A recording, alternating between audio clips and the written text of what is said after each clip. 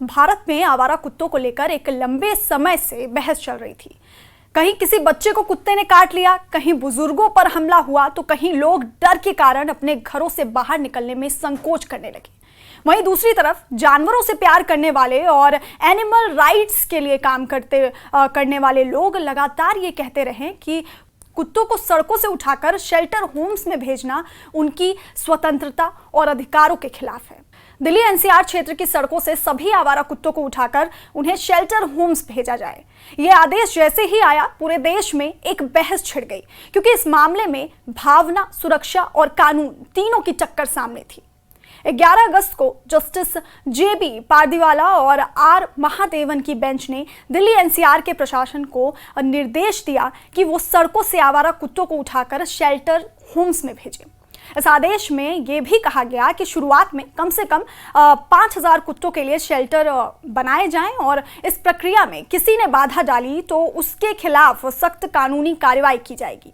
अदालत ने यह आदेश उस परिस्थिति को देखते हुए दिया जिसमें लगातार ऐसी घटनाएं सामने आ रही थीं जिनमें आवारा कुत्तों ने बच्चों पर, बुजुर्गों पर और आम लोगों पर हमला किया। कई जगहों से रेबीज फैलने की खबरें भी आने लगी थी, जिससे एक जन सुरक्षा एक बड़ा मुद्दा बन गया था।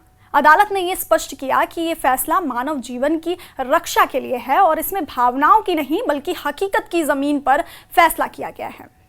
लेकिन जैसे ही यह आदेश आया, एक बड़ा वर्ग इसका विरोध करने लगा। यह विरोध केवल सोशल मीडिया तक सीमित नहीं रहा, बल्कि कई पशु अधिकार एनिमल राइट्स संगठनों ने खुलकर इस फैसले को अमानवीय और असंवैधानिक बताया।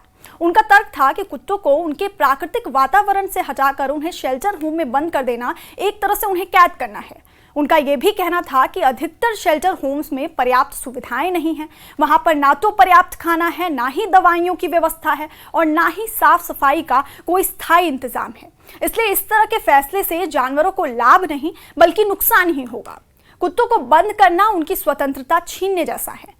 लेकिन इन सब के बीच सबसे बड़ा सवाल ये उठता है कि आखिर ये डॉग बाइट की घटनाएं अचानक इतनी कैसे बढ़ गई। डॉग्स जिन्हें इंसानों का बेस्ट फ्रेंड कहा जाता है, वो अचानक से ऐसे कैसे हो गए, इतने उग्र कैसे हो गए। लेकिन सोचने वाली बात यह है कि क्या इसमें उनकी गलती है, या अगर उनकी गलती है भी तो उतनी हमारी भी गलती है। गलियों, सड़कों, दुकानों के बाहर घूमते भूख प्यास से मजबूर कुत्ते और ऊपर से आते जाते लोग उन्हें मारते भगाते दिख जाते हैं। हमारे आसपास हम अक्सर ऐसी घटनाएं होते हुए देखते हैं और हमारा यही व्यवहार उन्हें उग्र बना देता है और फिर वो लोगों पे अटैक करना शुरू करते हैं। डॉग लवर्स का कहना था कि भारत में पहले से ही एनिमल बर्थ कंट्रोल यानी कि ABC रूल लागू है, जिसके तहत कुत्तों की नसबंदी और टीकाकरण करने के बाद उन्हें वहीं छोड़ दिया जाता है जहां से उन्हें पकड़ा गया था। उनका मानना था कि ये तरीका वैज्ञानिक भी है और मानवीय भी है। ऐसे में शेल्टर में रखना न केवल एक अव्यवहारिक कदम है बल्कि इसमें नई समस्याएं खड़ी हो जाएंगी। उनका कहना था कि ये धरती हम सब की है, इंसान हो या जानवर, हर किसी को यहाँ उतना ही अधिकार है। ऐसे में हम कौन होते हैं उनकी स्वतंत्रता छीनने वाले, हमें यह हक किसने दिया। वहीं दूसरी ओर उन लोगों की भी एक बड़ी संख्या थी जो लगातार कुत्तों के हमले से परेशान थे। उनके अनुसार पिछले कुछ सालों में खासकर महानगरों में कुत्तों की संख्या इतनी ज्यादा बढ़ गई कि अब आम लोगों का घर से बाहर निकलना भी मुश्किल हो गया है। स्कूली बच्चों पर हमले और पार्कों में टहलते लोगों पर झुंड में हमला करने की घटनाएं इतनी आम हो गई थीं कि अब लोग इनसे तंग आ चुके थे। इन लोगों ने सुप्रीम कोर्ट के आदेश का स्वागत किया था और कहा कि ये फैसला देश में सार्वजनिक सुरक्षा के लिए एक जरूरी कदम है। अपने आदेश में सुप्रीम कोर्ट ने इस बात पर भी जोर दिया था कि यदि कोई व्यक्ति, संस्था या संगठन इस काम में बाधा डालता है, यानी कि शेल्टर होम्स में कुत्तों को ले जाने से रोकता है, तो उनके खिलाफ कानूनी कार्रवाई की जाएगी। इस चेतावनी के बाद स्थानीय प्रशासन को थोड़ी राहत तो मिली, लेकिन समस्या का दूसरा पक्ष ये था कि इतने बड़े स्तर पर शेल्टर होम्स की व्यवस्था करना, स्टाफ की भर्ती करना, भोजन और दवाइयों का इंतजाम करना, ये सभी काम किसी भी नगर निगम या नगर पालिका के लिए आसान नहीं थे।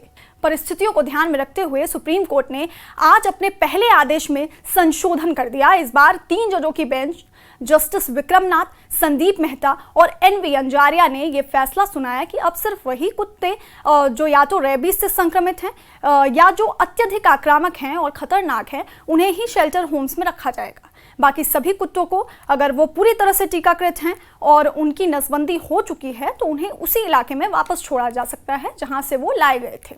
कि जो डॉग लवर्स हैं उनका भी सारा काम हो जाए और जो थोड़ा सा डरते हैं डॉग से उनका भी काम हो जाए।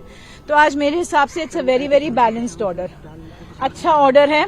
उन्होंने ये कहा है और सबसे बड़ी बात उन्होंने सारे स्टेट्स को इन्वॉल्व कर दिया इसमें, सुओ मोटो, कि सिर्फ दिल्ली नहीं है, this will cover all the states. That's a very, very thoughtful, remark that they have made, the observation that they have made. Then एक modification उन्होंने किया कि all the matters which are pending in all different courts in different states will all be brought to the Honorable Supreme Court. तो जितने भी matters हैं with regard to dog issue जो चल रहा है, सब जगह से सारे ट्रांसफर होके सुप्रीम कोर्ट के सामने आ जाएंगे, which is I think it's an excellent order.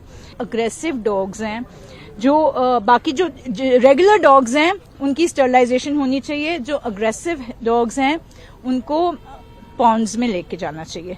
वहां पे हमें थोड़ी सी तकलीफ होने वाली है, बिकॉज वो लोग कैसे आइडेंटिफाई करेंगे।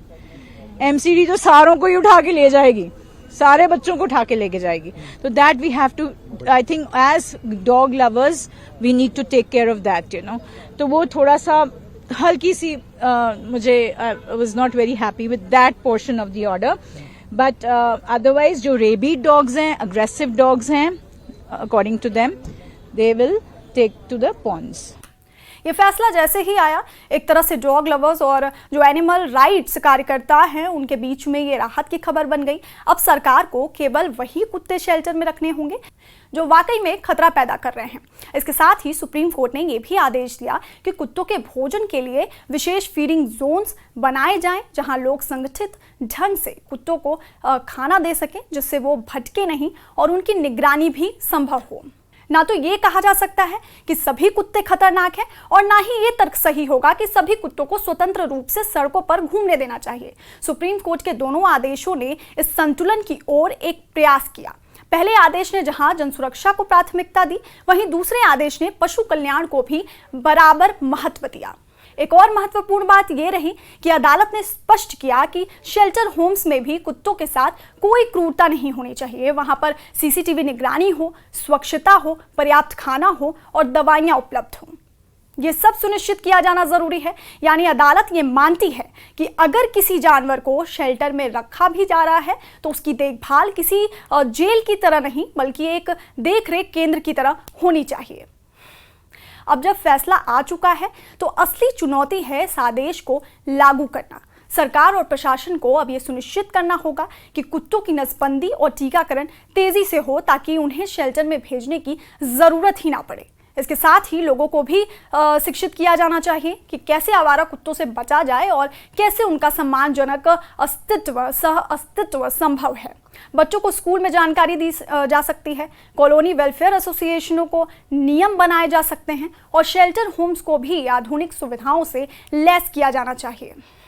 इस पूरे मामले ने यह दिखा दिया कि भारत में एनिमल राइट और मानव सुरक्षा दोनों एक ही सिक्के के दो पहलू हैं और दोनों के बीच बैलेंस बनाना ही असली न्याय है। सुप्रीम कोर्ट का संशोधित फैसला इसी संतुलन की एक मिसाल बनकर सामने आया है और अब देखना होगा कि जमीनी स्तर पर इसे कितनी कुशलता से लागू किया जाता है।